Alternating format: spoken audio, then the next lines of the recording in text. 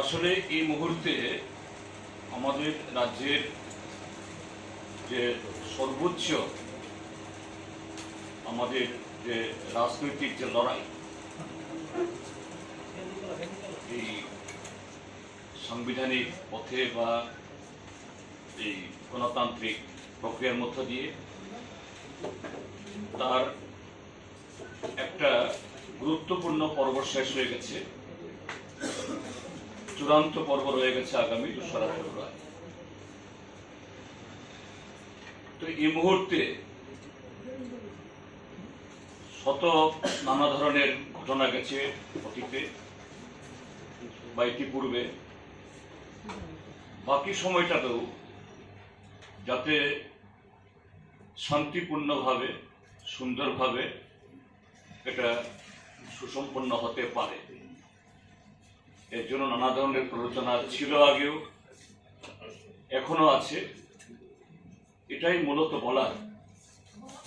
এই সময়তে নানা ধরনের যে প্ররোচনা হচ্ছে, প্রভোকেশন হচ্ছে, যে আমাদের এই প্রক্রিয়া এটাকে নানাভাবে ব্যাহত করার জন্য। আপনি ইতিমধ্যে দেখেছেন যে আমাদের একজন কর্মী দিলীপ সূত্রধর সংঘবদ্ধ আক্রমণে শহীদের মৃত্যুবরণ করেছেন। আজকে আমরা তার বাড়িতে গিয়ে এসেছি। শুক্লদাস এই খোয়াই জেলার তেলিয়ামুড়া মহকুমার দানিকাপুরে। এছাড়াও যে প্ররোচনা ইত্যাদির আরো নানা ধরনের নানা প্রক্রিয়া হচ্ছে, এগুলো যেমন ফেক বিমানের টিকিট বের করে সামাজিক মাধ্যমে আপলোড করে দিচ্ছে।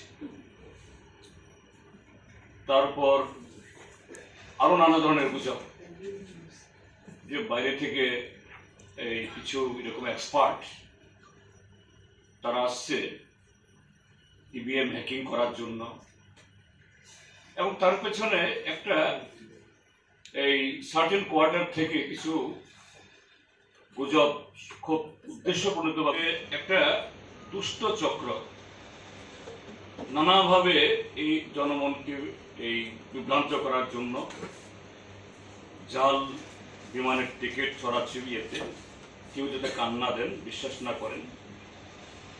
তারপর এই কতগুলো ফেক, আমি ফেকও বলবো না ঠিক, কিছু ওয়েব পোর্টাল, কিছু চ্যানেল, সব চ্যানেল কি করে আমি জানি না, কারণ অসংখ্য চ্যানেল বেরিয়েছে। কোনটা আসল চ্যানেল কোনটা নকল চ্যানেল বলাও মুশকিল।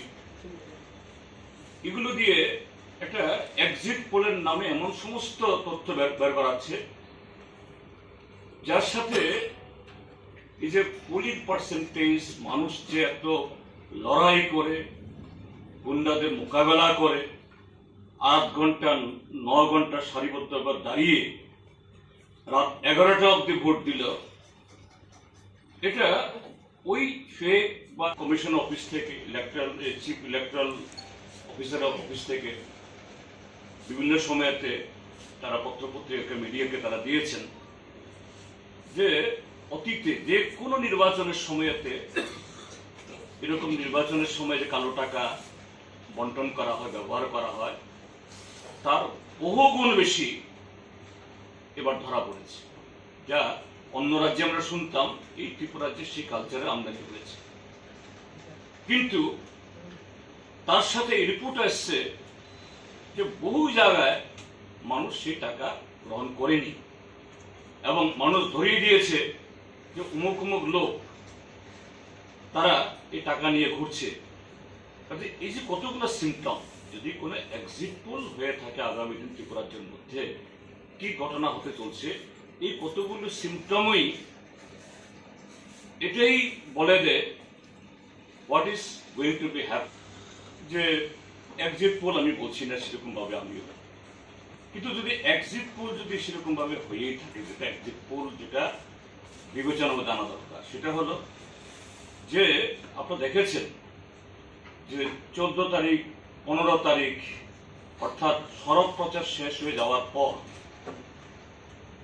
আমাদের এই রাজ্যের কিছু কিছু বিধানসভা কেন্দ্রে, সব জায়গাতে হয়েছে কথা বলবো না, বিগত 5 বছরের ন্যায় নানা নির্বাচনে যেরকম ভাবে এই ভয় ভীতি দেখানো, কোনো কোনো জায়গায় এটা মারাত্মকভাবে হয়েছে, সারা রাত ধরে বোমাবাজি হয়েছে।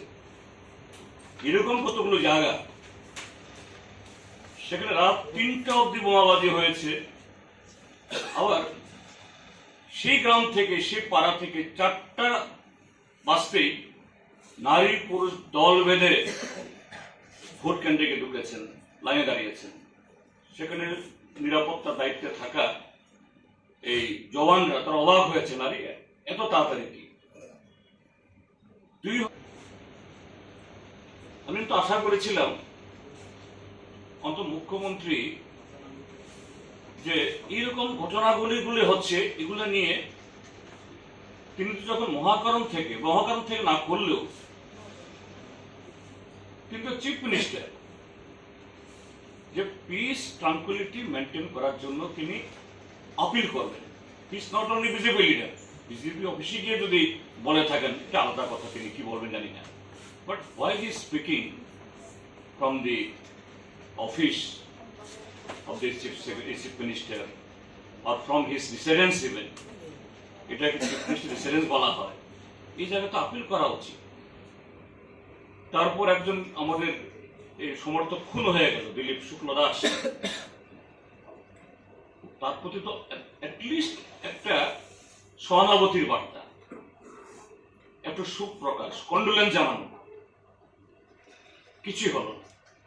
এগুলি অন্তত গণতন্ত্রের পক্ষে, যে সত্যিকারেরই যে একটা রাজ্যে একটা নির্বাচন। শান্তির বাজারে রাত 9টার পরে, প্রায় 10টা বাজে,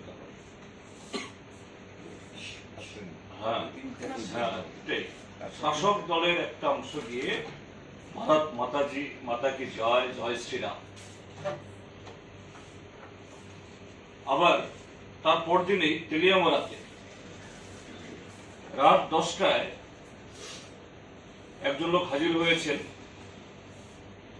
তিনি নাকি ইলেকশন কমিশনের প্রদত্ত দায়িত্বপ্রাপ্ত, তিনি স্ট্রং রুমে ঢুকলেন। নির্বাচন কমিশনের কাছে এই অনুরোধ থাকবে, কাউন্টিং এ যাতে নিরপেক্ষতা বজায় থাকে তার জন্য, যেটা বলেছেন নারায়ণ দা, এটা তো আছেই। তার সাথে এই সময়তে এইভাবে রাত 10টা, 11টা, 12টায় গিয়ে এই যেখানে এই ইভিএম আছে এখানে গিয়ে প্ররোচনা সৃষ্টি করা, স্লোগান দেয়া শাসক দলের পক্ষে, fake in Santri Bajar, South Tripura district. In midnight, a group of the ruling party supporters, they chanted the slogan of BJP, Bharat Mata Ki Jai, Jai Shri Ram, and with the intention to terrorize the guards, the security guards, and the volunteers on behalf of the different political parties who have been guarding the EVMs.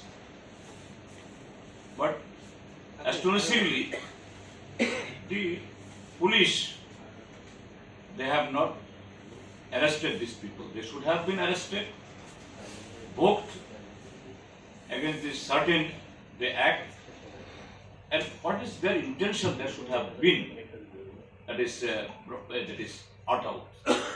And similarly, in Teliamar also, at night at 10 p.m., one guy with a fake ID, he approached to the people should be counted on what? I am giving you some indications that there in some areas, day before the polling, that is on 15th night and 14th also, after the campaign was over, there were provocation, terrorization, unleashed like anything. Indiscriminately bombs were hurled, and like the last elections, the by-election of assembly, then 2019 Lok Sabha, there the terrorism in the houses, threatening, etc., phone call, etc., happened. But deterring everything, all these odds, defying all these odds, people in large number come out from the home, men, women together, in the wee hours, somewhere in 2:30 a.m. 2:30 a.m. People in hundreds, they lined up in queue for 7, 8, 9 hours, and in some places till 11 p.m. on 16th they have voted. Number one. Number two, that during last 5 years there were no elections, hardly পরিস্থিতিতে যে সন্ত্রাসের বাতাবরণ তৈরি করেছে সেটা অব্যাহত চলছে। 2রা March যত এগিয়ে আসবে এটা বেড়ে যাওয়ার সম্ভাবনা আছে। মুখ্যমন্ত্রী এবং শাসক দলের তরফ থেকে এটা চলছে, অনবরত গুজব চলছে। এরকম পরিস্থিতিতে ইভিএম সংরক্ষণ 24/7 তার কঠোর নিরাপত্তা বলয়ের মধ্যে রাখা এবং সমস্ত রাজ্যের সমস্ত জনগণকে সতর্ক, সজাগ, গুজব সম্পর্কে থাকা, এই সমস্ত কিছু পরেও আমার অনুরোধ থাকবে, আমরা দাবি করব নির্বাচন কমিশন প্রচন্ড পরিশ্রম করেছেন, আপনারা করেছেন, নিরাপত্তা বাহিনী করেছে, গণনা সুষ্ঠুভাবে সম্পন্ন করবার জন্য আমাদের দাবি থাকবে 2 তারিখ 60টা বিধানসভা কেন্দ্রে 60টা সেন্টারেই গণনা একসঙ্গে আরম্ভ হবে। কাজেই এটা খুব কঠিন ব্যাপার নয়, খুব সহজ ব্যাপার। যারা কাউন্টিং সুপারভাইজার থাকবেন এবং কাউন্টিং অ্যাসিস্ট্যান্ট থাকবেন, তারাদের স্ব এলাকার বাড়ির বাইরে, স্ব এলাকার কর্মক্ষেত্রের বাইরে অফিসার এবং কর্মচারী সেক্ষেত্রে নিয়োগ করা দরকার। এবং এর দরকার এই জন্য